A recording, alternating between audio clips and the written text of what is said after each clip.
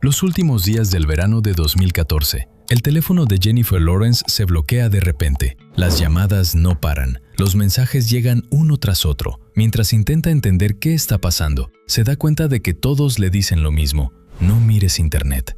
Pero la curiosidad pesa más. Abre Twitter y en cuestión de segundos todo cambia. Su propio nombre, tendencia mundial. Pero la razón no es una película, no es un premio. Es una foto que nadie debía ver jamás. Una foto que tomó ella misma, años atrás, y ahora está en la pantalla de millones de personas. En cuestión de segundos, el control desaparece por completo, porque cuando Internet ve algo, es imposible recuperarlo. Y en ese momento queda claro que esto no es algo que le haya pasado solo a ella. Decenas de celebridades de Hollywood caen al mismo tiempo en la misma pesadilla. Momentos privados, imágenes personales. Todo lo que nunca debió compartirse, ahora está expuesto ante todos. Antes de que pasen siquiera 2 días, miles de sitios se llenan con esas imágenes, y algunos no soportan esa presión. Pero la parte más inquietante de todo es esta. Detrás de esto no hay un gran grupo de hackers, no hay una organización gigantesca, solo unas pocas personas, un método simple y un solo error. Entonces, ¿cómo llegaron estas personas hasta este punto? ¿Y por qué difundieron de golpe al mundo entero todo lo que tenían en las manos?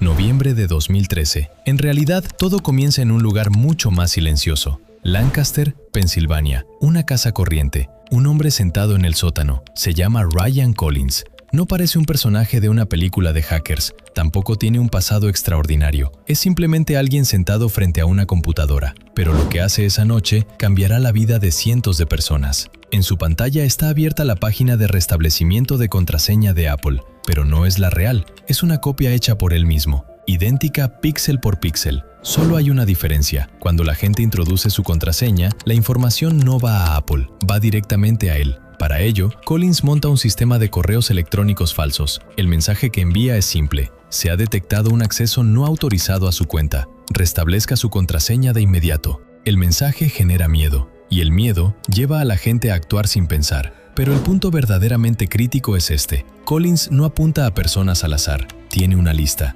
Miles de direcciones de correo electrónico, pertenecientes a celebridades, recogidas de representantes, de agencias y de antiguas filtraciones de datos. Uno de los primeros objetivos, la asistente de Scarlett Johansson, porque el punto más débil del sistema no es la persona más famosa, es la persona más cercana a ella. Y esto es solo el comienzo, porque Collins no está solo. Al mismo tiempo, otra persona empieza a hacer exactamente lo mismo, y todo este asunto está a punto de escapar del control de una sola persona. La misma época, esta vez otra ciudad, Chicago. Un dormitorio infantil. Abajo, la televisión está encendida. Su familia no sospecha nada, pero arriba está ocurriendo algo muy distinto. Edward Mertick está frente a su computadora, y él va un poco más lejos que Collins. No se limita a enviar correos falsos, usa el timing.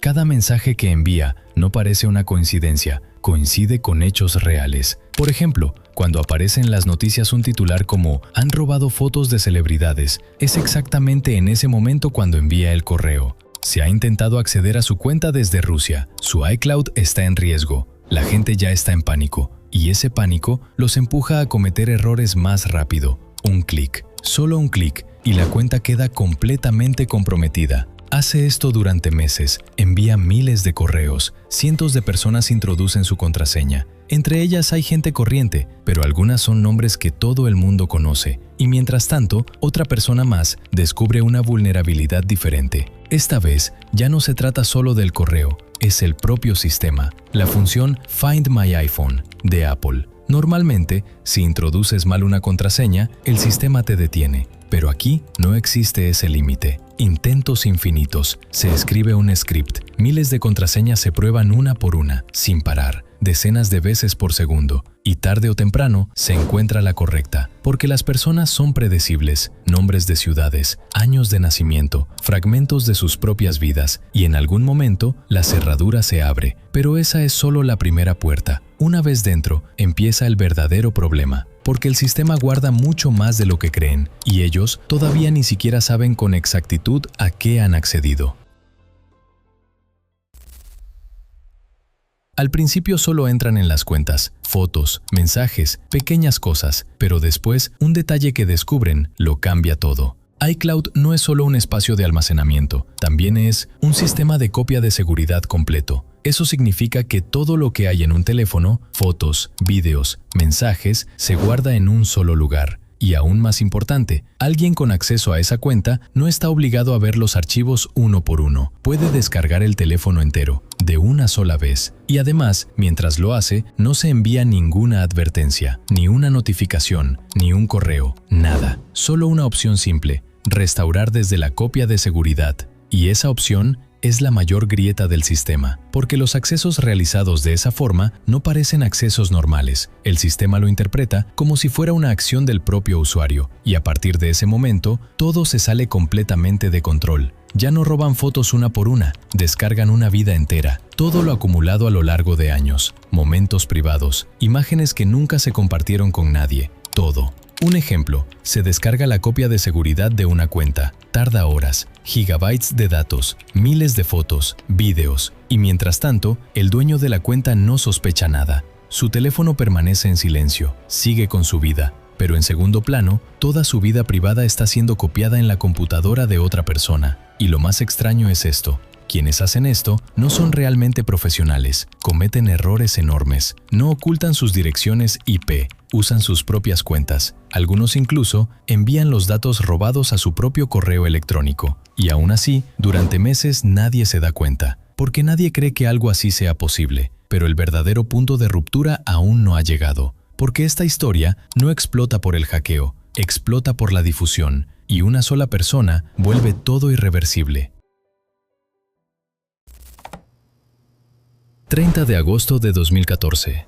Noche. Son alrededor de las 21:30. En uno de los rincones más oscuros de Internet, un pequeño foro, un lugar que muy poca gente conoce, pero esa noche, todo empieza ahí. Un usuario anónimo escribe un mensaje simple: tengo cientos de fotos privadas de celebridades. Envíen Bitcoin y compartiré muestras. Al principio nadie lo toma en serio, porque este tipo de afirmaciones siempre existen en Internet, pero esta vez es diferente. Debajo del mensaje hay una pequeña imagen, censurada, pero suficiente. La gente la comprueba, hace búsquedas inversas y se da cuenta de algo. Esa imagen no se había compartido antes en ningún lugar. Es real. En cuestión de minutos, llegan los primeros pagos, Bitcoin, cantidades pequeñas, pero el número aumenta y enseguida aparece el primer enlace. Dentro hay decenas de fotos, sin censura, reales. Y en ese momento, todo cambia. El foro se activa, la gente empieza a exigir nombres concretos, personas concretas, ofertas de dinero, amenazas. En cuestión de minutos, el ambiente se sale de control, pero la mayor ruptura llega poco después, porque esa persona no hace lo que se esperaba. En vez de vender, lo suelta todo, de una sola vez. Cientos de fotos, decenas de celebridades, un archivo cifrado, y ese archivo cae en las manos equivocadas, porque pocos minutos después, el mismo contenido se sube a otro lugar, esta vez gratis, abierto para todos, y ya no hay vuelta atrás, porque a partir de ese instante, esto ya no es solo una filtración, es una explosión, una reacción en cadena que se extiende por todo Internet, y nadie puede detenerla. En el momento en que se hace la primera publicación, nadie entiende lo grande que va a volverse esto, pero en cuestión de horas, el control desaparece por completo. Los contenidos se mueven a distintos sitios, de foro en foro, de enlace en enlace. Cada contenido que se elimina vuelve a aparecer en otro lugar. La gente no solo observa, empieza a organizarse. Se crean archivos, se preparan listas. ¿Quién fue filtrado? ¿Quién sigue? ¿Qué foto es real? ¿Cuál es falsa? Todo queda registrado. Y en ese punto, el caso sube a otro nivel. Un usuario de Reddit abre una nueva página, solo para este caso, y en cuestión de horas, miles de personas llegan allí, luego decenas de miles, luego cientos de miles. La gente comparte constantemente nuevo contenido, aparecen enlaces, los archivos crecen, llegan nuevos archivos. El sistema empieza a alimentarse a sí mismo. Ya no es solo una publicación, es una estructura que crece sola, no se detiene, no se ralentiza. Cada minuto que pasa se hace todavía más grande. Todo Internet habla del caso. Los motores de búsqueda colapsan. Las plataformas de redes sociales cierran miles de cuentas, pero nada es suficiente, porque la gente encuentra nuevos caminos, cambian los nombres, usan códigos, pasan a grupos cerrados, se abren canales privados, y estos contenidos empiezan a volverse imposibles de borrar. Una vez que algo se difunde, Internet no olvida, pero después surge algo que lo empeora todavía más. Dentro de esos contenidos hay cosas que no deberían estar ahí, y eso lleva todo a un punto completamente distinto.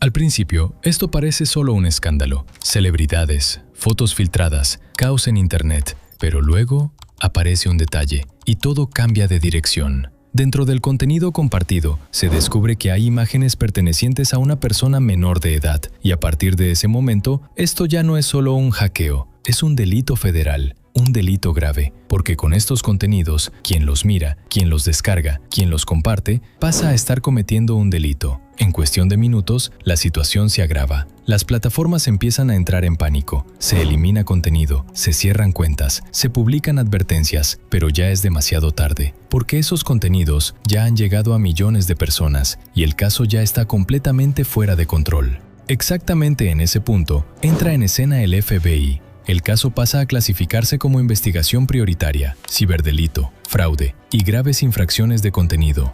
Todas las unidades se activan, se forman equipos en distintas ciudades, se examinan los registros de los servidores, se rastrean las direcciones IP, se analizan los datos de correo electrónico y la primera pista sale de un error muy simple, porque quienes hacen esto no son perfectos. En algún momento cometen un fallo y ese fallo los delata. Una dirección IP. Una conexión corriente a Internet, y esa huella lleva directamente hasta una casa. Por primera vez en esta historia hay un nombre, una persona real, una dirección real, y a partir de ahí comienza la casa. Ahora ya no hay solo un hecho, hay una investigación, y esa investigación avanza rápido. El FBI sigue una única pista que tiene en la mano, una dirección IP, una conexión corriente, pero pertenece a la persona correcta. Llaman a la puerta y de pronto todo termina. Cuando entran, no se encuentran con un hacker profesional, solo con un hombre corriente, sentado frente a una computadora. Pero lo que está abierto en su pantalla lo explica todo. Múltiples cuentas de iCloud, sesiones abiertas, datos descargados, carpetas. Cada una pertenece a un nombre diferente, cientos de fotos, miles de archivos, y todo está guardado de forma ordenada. Se examina el historial del navegador. Se ha entrado una y otra vez en el mismo sitio, con cuentas distintas, con contraseñas distintas. Todo está registrado. Y el mayor error es que se haya guardado todo. Cuando le preguntan, su respuesta es muy simple. Solo quería mirar, nada más. Pero al mismo tiempo, también empiezan operativos en otras ciudades, otras casas, otras computadoras y el mismo método. Correos falsos, contraseñas robadas, vidas descargadas. Algunos actúan con más cuidado, usan VPN, dispositivos distintos, pero aún así cometen errores, porque el factor humano siempre deja una huella, y esas huellas empiezan a unirse poco a poco. Cada persona detenida lleva a otra, empiezan a aparecer conexiones, y el panorama se aclara. Esto no era obra de una sola persona, eran varias, usando el mismo método, descubriendo la misma vulnerabilidad y cometiendo el mismo error. Y ahora van siendo encontrados uno por uno, pero la pregunta sigue siendo la misma. ¿Quién fue la persona que puso en marcha algo tan grande? ¿Y por qué lo soltó todo de golpe?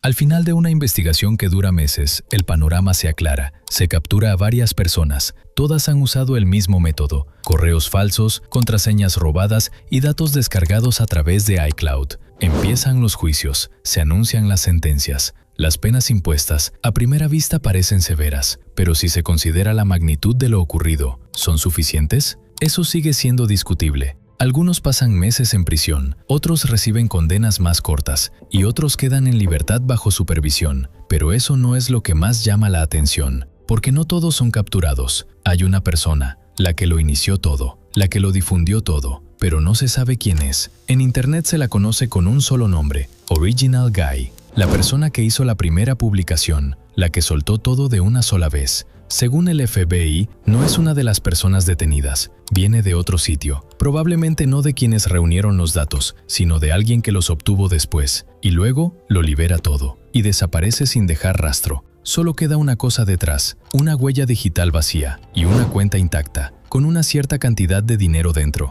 inmóvil durante años, sin que nadie la reclame. Y esa persona nunca es encontrada. Pero la historia no termina ahí, porque el verdadero impacto aparece después de las detenciones. Este caso no cambia solo a unas pocas personas, cambia todo el sistema. Y los más afectados son quienes están en el centro mismo de esta historia, las víctimas. El mayor impacto de este caso no está en las salas de juicio, está en la vida de las personas. Jennifer Lawrence desaparece durante varios días, se cancelan los rodajes programados, se suspenden entrevistas, su teléfono no deja de sonar, la prensa, las agencias, las mismas preguntas una y otra vez. Pero lo más difícil no son las cámaras, es lo que ha vivido. De repente, es como si le hubieran quitado por completo el control, algo que era suyo ya no le pertenece. En una entrevista posterior lo describe así: es difícil de describir, es como si te desnudaran en medio de un estadio, delante de todo el mundo. Pero ese estadio es el mundo entero, y esto no termina nunca. Y esto no es algo que solo le haya ocurrido a ella. La misma situación vale para decenas de personas. Aunque las fotos se borren, nunca se borran de verdad. En distintos sitios, en distintas plataformas, en distintos países, siempre permanecen en algún lugar. Y eso significa lo siguiente: cada nuevo día es como volver a vivir el mismo acontecimiento. No una sola vez, sino una y otra vez. Por eso algunas personas no soportan esa presión, se encierran en sí mismas, se alejan de la vida social, algunas abandonan su profesión, otras se enfrentan a consecuencias mucho más graves. Este caso no es solo una filtración de datos, es un trauma, un efecto que tarda mucho en desaparecer. Pero el impacto no es solo individual, las empresas también se ven afectadas, y una empresa en particular queda bajo una presión enorme: Apple, porque todo el mundo hace la misma pregunta: ¿cómo pudo pasar esto? ¿Y por qué no se pudo detener? Después de que el caso estalla, todas las miradas se dirigen a un solo lugar: Apple, porque todos piensan lo mismo. ¿Cómo pudo algo tan grande pasar desapercibido? La empresa publica su primera declaración: iCloud no fue hackeado. Técnicamente es cierto, pero no es suficiente, porque la gente ve esto. Se accedió a las cuentas, se tomaron los datos y nadie se dio cuenta. Y ahí está el verdadero problema. El sistema no fue roto, fue engañado. Y esa diferencia es muy importante, porque después de este caso, todo cambia. El sistema de seguridad se rediseña por completo. Se imponen límites a los intentos de contraseña. Si hay demasiados intentos, la cuenta se bloquea. La verificación en 2 pasos pasa a ser obligatoria. Se envían alertas cuando se inicia sesión desde nuevos dispositivos. Las descargas de copias de seguridad generan notificaciones. Es decir, lo que antes era invisible, ahora se vuelve visible. Pero esos cambios llegan después del caso, es decir, después de que el daño ya esté hecho. Y este caso no afecta solo a Apple, afecta a todo Internet, porque por primera vez la gente se da cuenta de esto. La nube no es segura. Ningún sistema es completamente seguro. Y después de este caso, empiezan a multiplicarse ataques similares, plataformas diferentes, empresas diferentes, pero el mismo método: correos falsos, error humano y fallos de seguridad. Con el tiempo, estos métodos se vuelven accesibles para cualquiera, herramientas listas para usar, programas vendidos, guías explicadas paso a paso. Eso significa que este caso nunca termina realmente, solo cambia de forma y se convierte en algo mayor, en una industria. Pero la pregunta más importante sigue siendo la misma. Si unas pocas personas corrientes pueden provocar un impacto tan enorme, ¿qué podrían hacer los verdaderos profesionales? Y aún más importante, ¿ya lo están haciendo? Eso es todo por esta semana. Si te gustó la historia, puedes darle like al video y suscribirte al canal para no perderte lo que sigue. Nos vemos en el próximo video.